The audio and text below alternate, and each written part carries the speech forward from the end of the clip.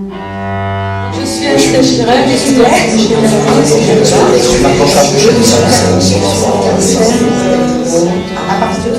je suis Didier Gestin, psychologue consultant CNPP de Montigny. Donc, je suis coordinateur de l'expérience petite enfance. Au tout début, on s'est demandé comment accompagner un petit enfant qui est reçu par le centre, par les médico-social de la sauvegarde.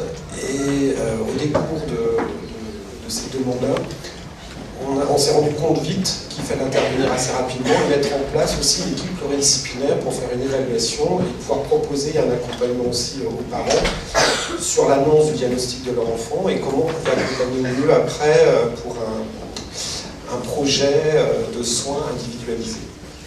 Alors, techniquement, CNPP, ce qui est compliqué, c'est comment pouvoir mettre en place un groupe d'évaluation pluridisciplinaire. Parce qu'on s'occupe, on a un agrément 3-18 ans, donc c'est compliqué de trouver, d'avoir sous la main, en même temps, le personnel qu'il faut pour pouvoir faire cette évaluation.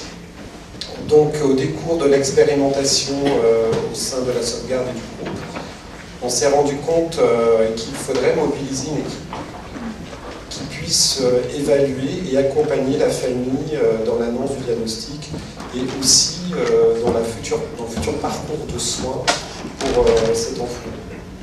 Au décours de cette expérimentation, une deuxième piste de réflexion s'est mise en place et est venue petit à petit vers nous, c'est-à-dire que souvent la protection de l'enfance qui ont des enfants en charge ont leur mission éducative souvent mise à mal par des problèmes psychologiques. Et souvent les enfants ont été multi-pilotés, sont passés par différents parcours de soins et tout ça se laisse une espèce de forme de discontinuité qui n'alimente que les difficultés de l'enfant et qui ne permet pas à la protection de l'enfance d'amener à bien sa mission.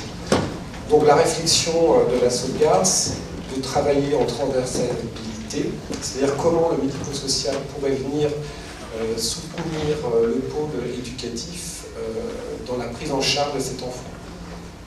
Donc là, on est en train de mettre en place avec Marc Blanchard cette expérimentation-là. On se rend compte que c'est assez compliqué et que, évidemment, comme ça n'a pas été fait bien en amont, quand l'enfant a déjà 6, 7, 8 ou 10 ans, il a déjà un parcours déjà très très lourd derrière lui. Les parents n'ont pas toujours confiance forcément envers les différents intervenants parce qu'ils en ont vu une multitude et ils n'ont jamais une réponse claire et définie.